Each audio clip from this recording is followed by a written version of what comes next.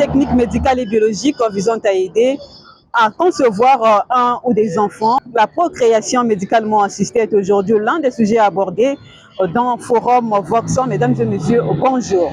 Ouvrons notre magazine par notre rubrique Les Chroniques consacrée aujourd'hui aux conséquences du narguilé, encore appelé chicha.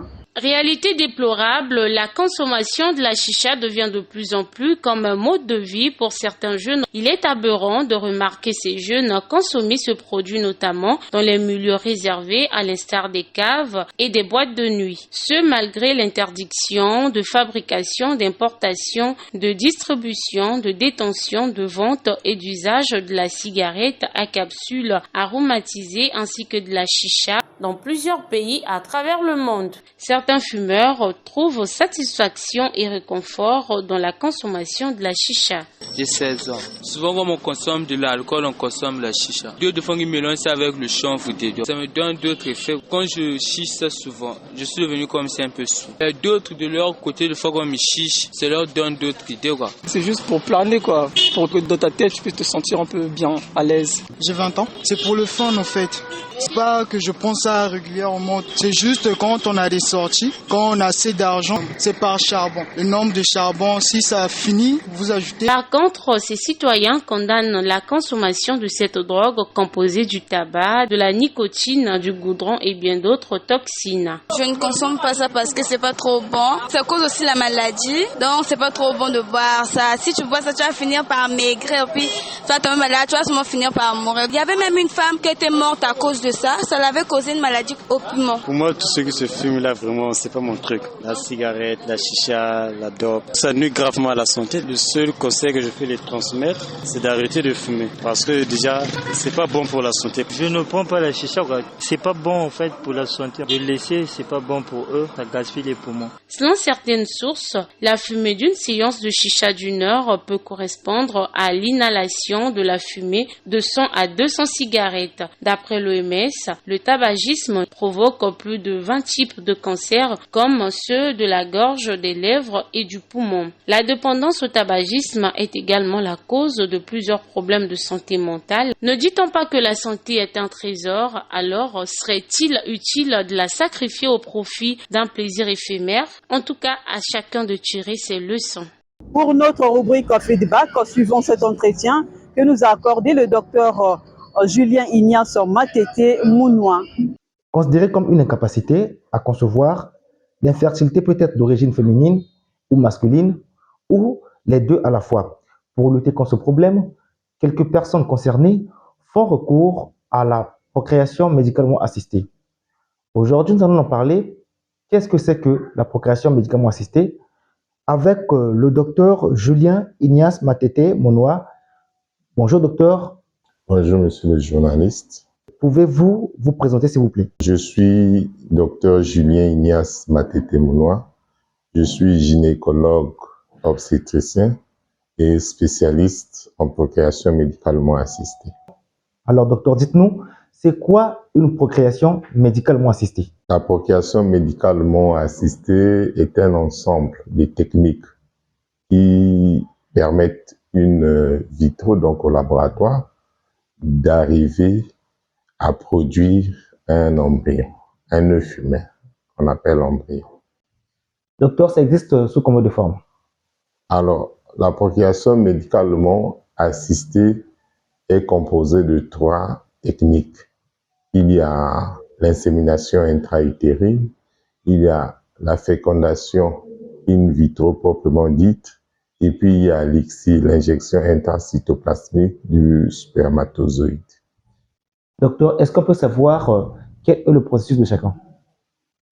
Dans le premier cas, dans l'insémination intra-utérine, il s'agit ici de recueillir les spermatozoïdes, donc l'éjaculat de l'homme, qui est traité au laboratoire, et on récupère les spermatozoïdes les plus aptes. Et ceux-ci sont déposés dans l'utérus de la femme pour qu'ils puissent poursuivre leur trajet afin que l'un d'entre eux puisse féconder l'ovocyte et on obtient un embryon. La fécondation in vitro proprement dite, la deuxième technique, consiste ici à recueillir les ovocytes chez la femme. Donc, on prélève au bloc opératoire le liquide folliculaire parce qu'au cours de la simulation, la femme produit des follicules et dans le liquide folliculaire, nous avons les ovocytes. Donc, on prélève au bloc opératoire les ovocytes et qu'on met en contact avec les spermatozoïdes préalablement traités comme dans le premier cas. Les spermatozoïdes, l'éjaculat de l'homme est traité au laboratoire, on recueille les spermatozoïdes les plus aptes et on les met en contact avec les ovocytes qu'on a recueillis auprès de la femme et un des spermatozoïdes féconde l'ovocyte et on obtient un embryon et ça se passe au laboratoire. La troisième technique, on ne met pas en contact le spermatozoïde sélectionné, mais on injecte, donc on recueille les ovocytes, on recueille les spermatozoïdes, on sélectionne un seul spermatozoïde qu'on injecte dans un ovocyte pour avoir un embryon. Voilà les trois techniques qui constituent la procréation médicalement assistée. Docteur, à partir de quel âge peut-on être concerné ou peut-on être bénéficiaire de ce traitement? À partir de 18 ans, dès qu'on atteint l'âge de la majorité, on peut bénéficier de la procréation médicalement assistée. Mais avant l'âge de la maturité, donc avant 18 ans, les sujets, que ce soit homme ou femme, qui doit subir un traitement, qui doit bénéficier plutôt d'un traitement de cancérologie où la chimiothérapie est délétère pour les cellules souches, donc les spermatozoïdes, les ovocytes, peuvent se faire prélever au laboratoire pour la conservation. Donc, une jeune fille peut venir au laboratoire, moins de 18 ans, on recueille ses ovocytes pour les garder, tout comme le jeune garçon, avant un traitement de chimio, de radiothérapie, peut venir à la clinique et on prélève ces cellules souches, donc spermatozoïdes, ovocytes pour garder. Docteur, est-il obligatoire que ce soit en couple ou bien individuellement la personne peut faire recours au PMA? Non, la procréation médicalement assistée est régie par une loi, la loi 07. La loi 7 plutôt 2025 du 3 avril 2025.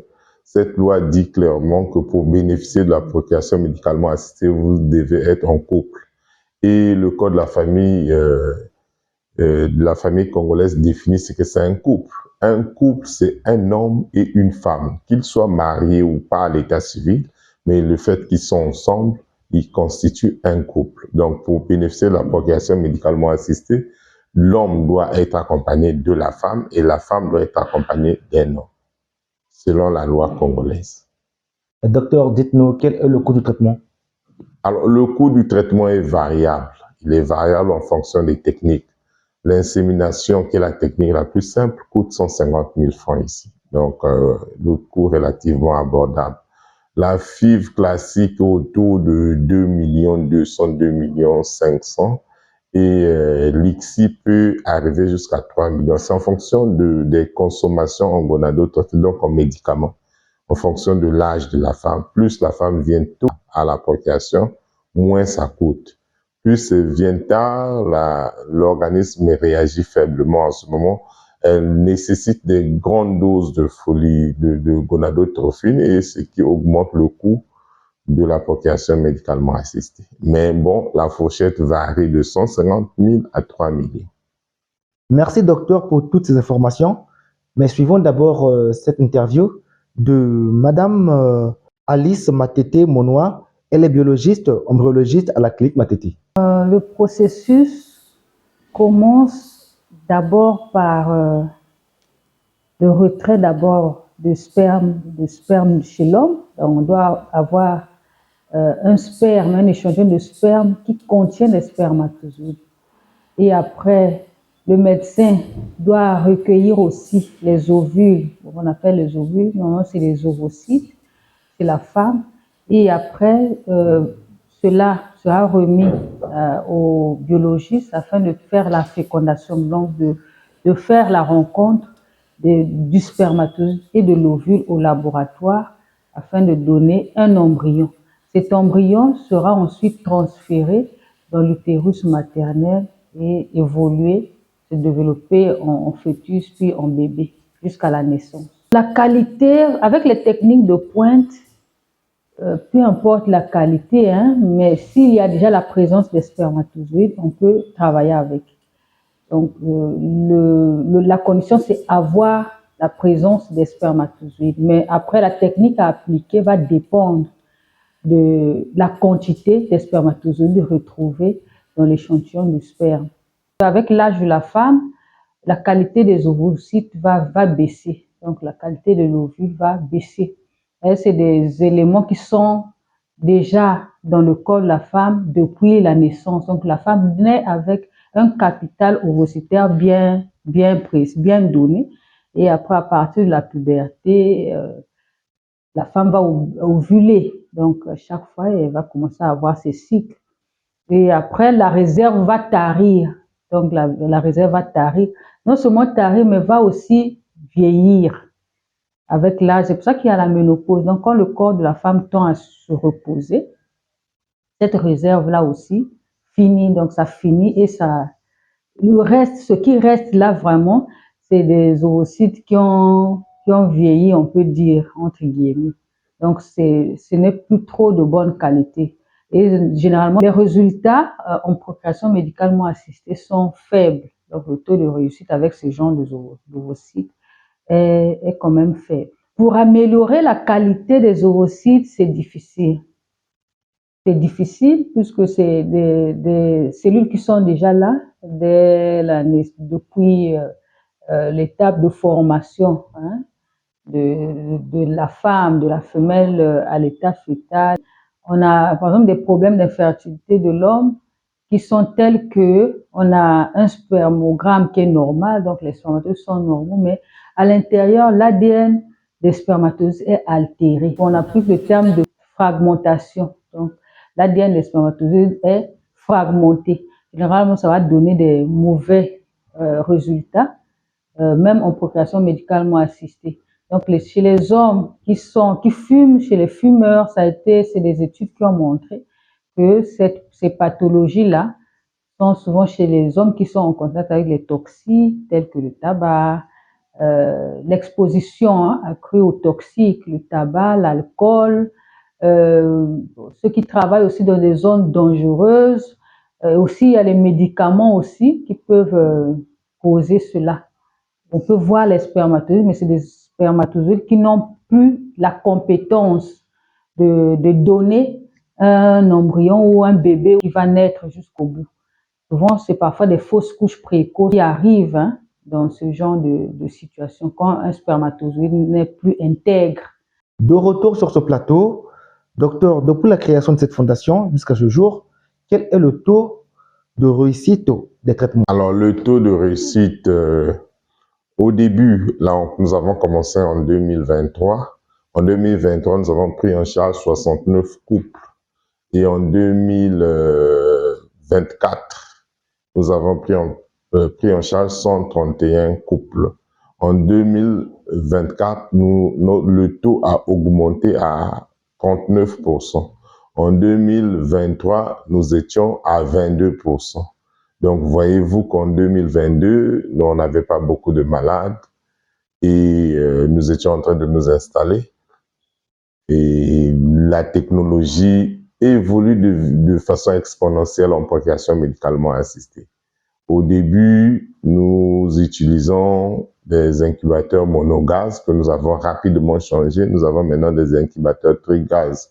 Ces incubateurs les conditions sont comparables à l'organisme maternel. Donc, les embryons se retrouvent comme s'ils étaient dans l'organisme maternel. Ça augmente le taux de succès.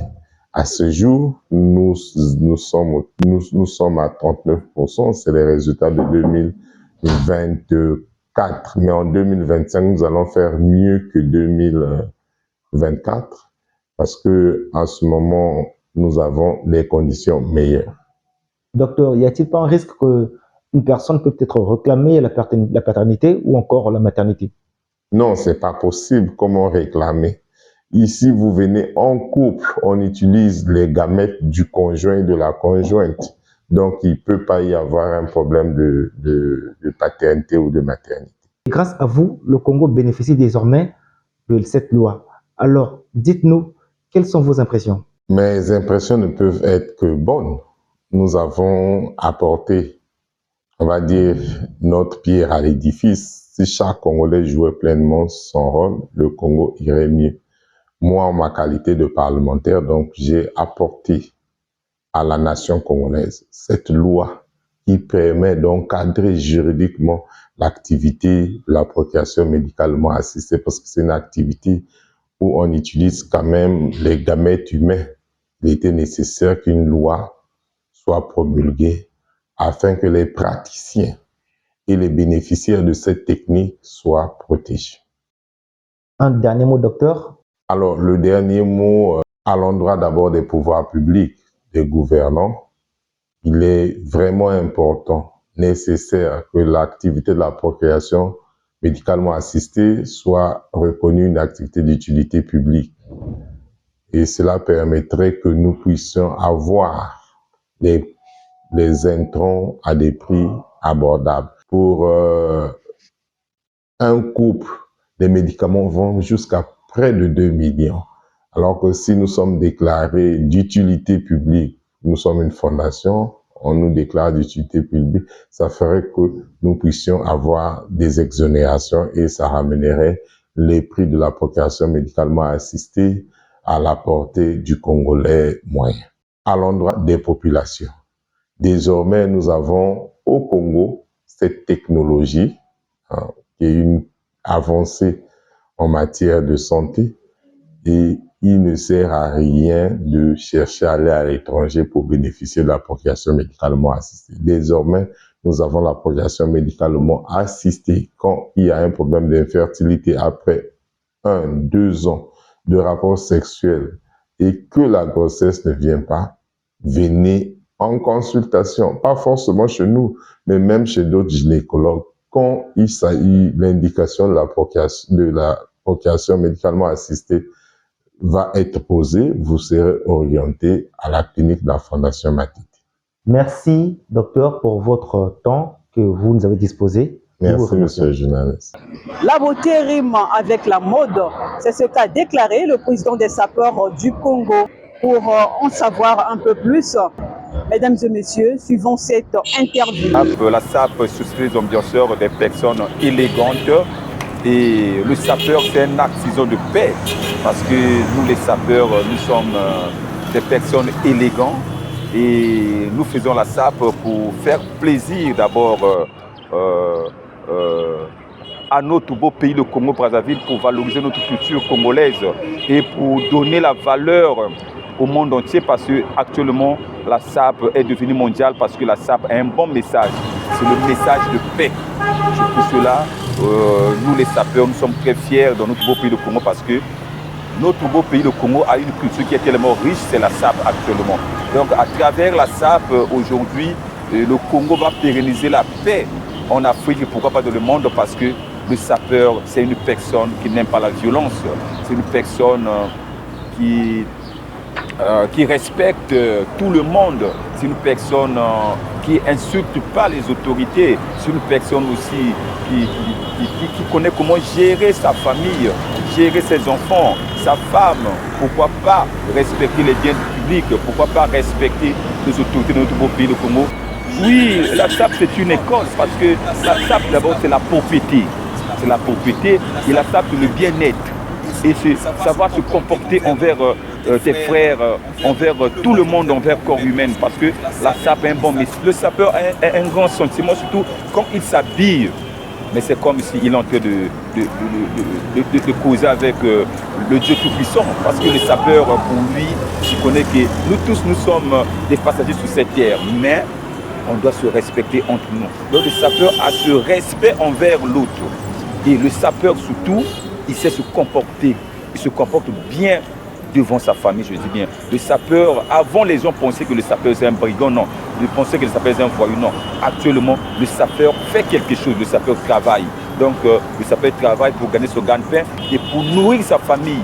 pourquoi pas ses enfants, sa femme et sa mère aussi. Et pourquoi pas aider aussi les autres, les orphelins, les pauvres, les vieillards. En fait, la SAP est née ici à Bakongo. Au début, c'était un mouvement des gens qui étaient revenus de la Première Guerre mondiale et quand ils sont rentrés de Paris, avec des beaux vêtements, qu'ils avaient, bon, et les gens, en les regardant, ils les trouvaient très beaux, très chics et tout ça. Là. Et après, les gens ont pris goût de s'habiller comme eux. Ils ont pris goût et c'est comme ça est née la SAP. C'est né à Bakongo. Et après, il y a eu ce qu'on appelait la sapologie. La SAP, c'est la Société des ambianceurs de personnes élégantes. D'abord, premièrement, c'est la propriété. C'est un état d'esprit. C'est un état d'esprit.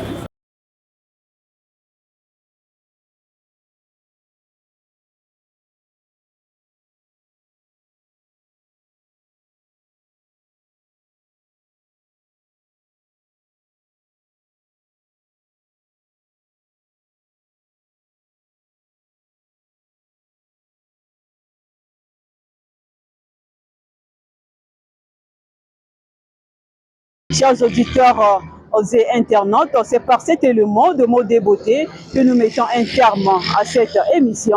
Merci de votre aimable attention. On se retrouve à la prochaine occasion.